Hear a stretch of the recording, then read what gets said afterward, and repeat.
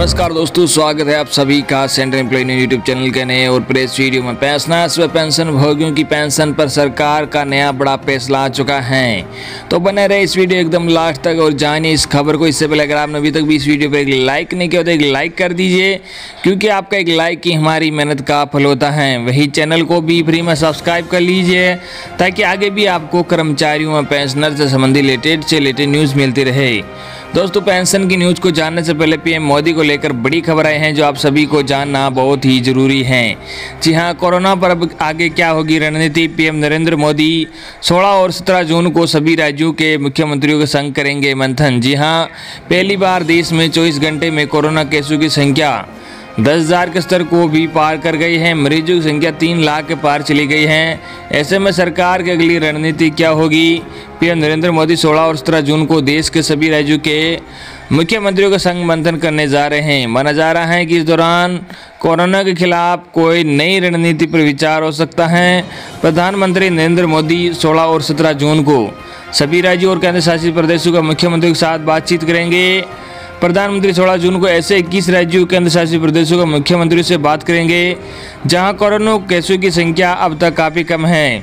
ये राज्य हैं पंजाब, असम, केरल, खंड, उत्तराखंड, छत्तीसगढ़, त्रिपुरा, हिमाचल, चंडीगढ़, गोवा, मणिपुर, नागालैंड, लद्दाख, पुदुचेरी, अरुणाचल प्रदेश, मेघालय, मिजोरम, अंडमान निकोबार द्वीप, दादरा नगर हवेली और दमन दीव, लक्षद्वीप, सिक्किम है। इसके बाद पीएम मोदी 17 जून को उन 15 राज्यों या केंद्र शासित प्रदेशों के सीएम के साथ बातचीत करेंगे जहां कोरोना बेकाबू होता जा रहा है या संक्रमण तेजी से पैर पसारने लगा है। ये राज्य हैं महाराष्ट्र, तमिलनाडु, दिल्ली, गुजरात, राजस्थान, उत्तर प्रदेश, मध्य प्रदेश, पश्चिम बंगाल, कर्नाटक, बिहार, आंध्र प्रदेश, हरियाणा, जम्मू और कश्मीर, तेलंगाना और ओडिशा। स्वास्थ्य मंत्रालय के मुताबिक शुक्रवार सुबह 8 बजे तक पिछले 24 घंटों में संक्रमण के 10,956 मामले सामने आने के साथ देश में कोविड-19 के कुल मामले बढ़कर 2,97,535 पहुँच गए हैं। वही इस महामारी से एक दिन में सर्वाधिक 396 लोगों की मौत होने के साथ कुल मृतक संख्या बढ़कर 8,498 हो गई है। उधर वर्ल्ड ओमीटर के मुताबिक भारत में कोरोना संक्रमितों की संख्या 3 लाख से अधिक हो गई है। कैबिनेट सचिव के साथ बैठक के दौरान राज्यों को सलाह दी गई कि वे कोविड-19 के प्रभावी प्रबंधन के लिए संक्रमण रोकने, संदिग्ध मरीजों की कोविड-19 जांच करने, संक्रमितों के संपर्क में आए लोगों का पता लगाने, स्वास्थ्य ढांचे को उन्नत करने, क्लिनिकल प्रबंधन और सामुदायिक भागीदारी पर ध्यान करें। कंटेनमेंट जोन में घर घर जाकर सक्रिय निगरानी करने पर भी जोर देते हुए इस बात का जिक्र किया गया है कि मामलों का समय रहते या शीघ्र पता लगाने के लिए ये जरूरी है। राज्यों से संक्रमण के मामलों के अनुमान के मुताबिक अस्पतालों में सुविधाएं बढ़ाने के कार्य में तेजी लाने के साथ साथ पर्याप्त उपकरणों और प्रशिक्षित कर्मचारियों की व्यवस्था करने का अनुरोध किया गया है। बैठक में संदिग्ध मरीजों में लक्षण के आधार पर समय पर उसे उपयुक्त अस्पताल या स्वास्थ्य सुविधाएं केंद्र भेजना और एम्स दिल्ली के सहयोग से उत्कृष्टता केंद्रों की मदद से क्लिनिकल गतिविधियों को बेहतर करने पर भी जोर दिया गया है। राज्यों में समुदाय स्तर पर व्यापक पहुंच स्थापित करने का अनुरोध किया गया ताकि समुदाय में हर व्यक्ति सामाजिक दूरी और उपयुक्त व्यवहार को प्रोत्साहन मिले। अगली बड़ी खबर, हड़ताली कर्मचारियों को बड़ी राहत मिलेगा। हड़ताल के दौरान काटा गया पूरा वेतन। जी हां, किलोमीटर स्कीम के विरोध में रोडवेज कर्मचारियों के समर्थन में सामूहिक अवकाश पर जाने और 2 बार हड़ताल करने वाले विभिन्न महकमों के हड़ताल कर्मचारियों को राहत मिली है। 26 अक्टूबर 2018 के सामूहिक अवकाश, 30 और 31 अक्टूबर 2018 की 2 दिन की हड़ताल और इस साल 8 जनवरी की राष्ट्रीय हड़ताल को प्रदेश सरकार ने लीव ऑफ काइंड ड्यू मान लिया है। इसके तहत सभी हड़ताली कर्मचारियों को इस दौरान का काटा गया वेतन जारी कर दिया जाएगा। मुख्य सचिव कार्यालय ने इस संबंध में सभी अतिरिक्त मुख्य सचिव, प्रधान सचिव, विभागीय अध्यक्ष, मंडलायुक्त, उपायुक्त, बोर्ड निगमों के प्रबंध निदेशक व मुख्य प्रशासकों को लिखित आदेश जारी कर दिए हैं। किलोमीटर स्कीम के विरोध में 16 अक्टूबर 2018 से 2 नवंबर 2018 तक हड़ताल पर रहे रोडवेज कर्मचारियों को पहले ही 18 दिन के वेतन के साथ अलग अलग समय में हुई 4 दिन की हड़ताल का वेतन जारी किया जा चुका है। सर्व कर्मचारी संघ लंबे समय से प्रदेश सरकार पर हड़ताल अवधि को लीव ऑफ काइंड ड्यू कराने की मांग करता आ रहा था। मुख्यमंत्री मनोहर लाल के साथ हुई बैठकों में भी ये मुद्दा उठा। अब सरकार ने इस संबंध में आदेश जारी कर दिया। सर्व कर्मचारी संघ के प्रधान सुभाष लांबा ने कहा कि हड़ताल के दौरान सभी मुकदमे वापस लिए जाने चाहिए। कच्चे कर्मचारियों को भी लीव पास कर वेतन दिया जाना चाहिए। चटनी का मुद्दा उठाते हुए लांबा ने कहा, अगर 15 जून तक स्वास्थ्य महकमे में लगे 11,000 कच्चे कर्मचारी छटनी पर रोक नहीं लगाई और 1983 पीटीआई के पुनः ज्वाइनिंग के विकल्पों और नहीं किया तो सभी विभागों के कर्मचारी सड़कों पर उतरने पर मजबूर होंगे। मार्केट कमेटी के सेक्रेटरी के हमलावरों को तुरंत गिरफ्तार किया जाए। अगली बड़ी खबर, ईपीएफओ ने लाखों पेंशन भोगियों को दी बड़ी राहत। जाने क्या है नया बदलाव। पेंशन भोगियों को कर्मचारी भविष्य निधि संगठन ईपीएफओ के तहत पेंशन मिलती रहे, इसके लिए उन्हें हर साल नवंबर में अपना जीवन प्रमाण पत्र ईपीएफओ के पास जमा कराना होता है। ऐसे में कई बार पेंशन धारकों को इस काम में देरी हो जाती है, वे किसी कारण से ऐसा काम नहीं कर पाते हैं। उन्हें मृतक समझकर ईपीएफओ अगले साल जनवरी से उनकी पेंशन बंद कर देता है, जिसके चलते पेंशन भोगी ईपीएफओ से मिलने वाली रकम का फायदा नहीं मिलता है। ऐसे में ईपीएफओ ने पेंशन धारकों के हर साल जीवन प्रमाण पत्र जमा कराने के नियमों में कुछ जरूरी बदलाव किए हैं, जिसका पेंशन भोगी फायदा उठा सकते हैं।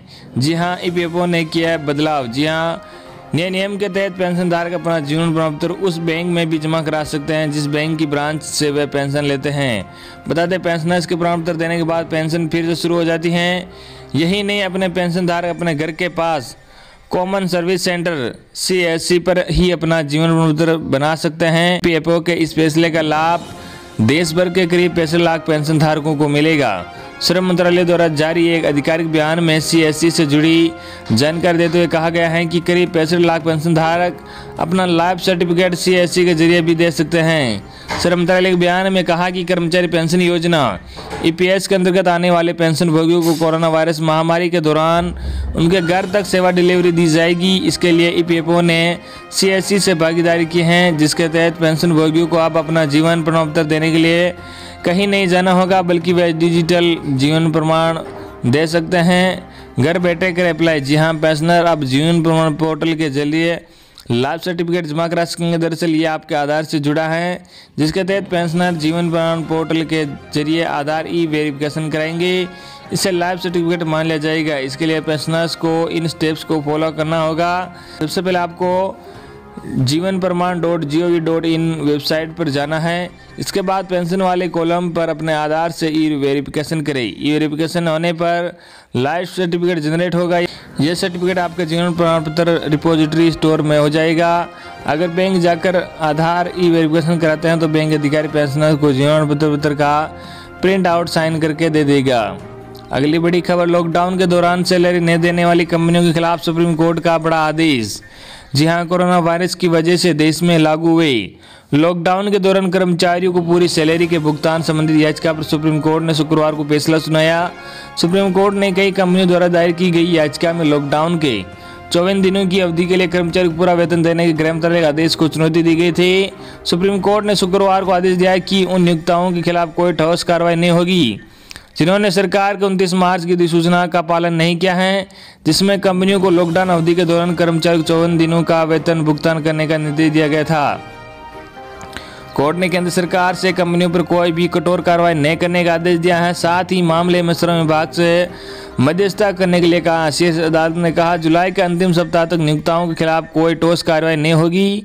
इसने जोर दिया कि नियोक्ताओं और कर्मचारियों को आपस में बात कर मामले को निपटना चाहिए। न्यायाधीश अशोक भूषण, संजय किशन कौल और एम.आर. शाह की पीठ ने नियोक्ताओं से अपने कर्मचारियों के साथ समझौता करने के लिए कहा है।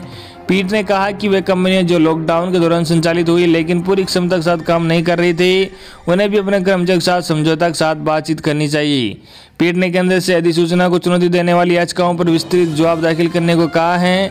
शीर्ष अदालत ने कहा, वार्ता विफल होने पर संबंधित पक्ष श्रम विभाग से संपर्क कर सकते हैं, जिससे निपटान में मदद मिल सकती है, लेकिन श्रमिकों और नियोक्ताओं के बीच विवादों को निपटाने का प्रयास किया जाना चाहिए। शीर्ष अदालत ने जोर दिया कि निजी प्रतिष्ठानों और कर्मचारियों को संबंधित विवादों को निपटाने के लिए एक साथ बैठकर बात करनी चाहिए।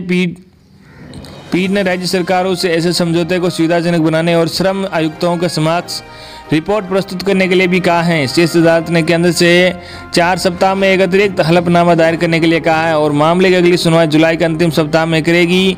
पीठ ने कहा कि जो कर्मचारी काम करने के इच्छुक है उन्हें वेतन के संबंध में विवादों के बावजूद काम करने की अनुमति दी जानी चाहिए।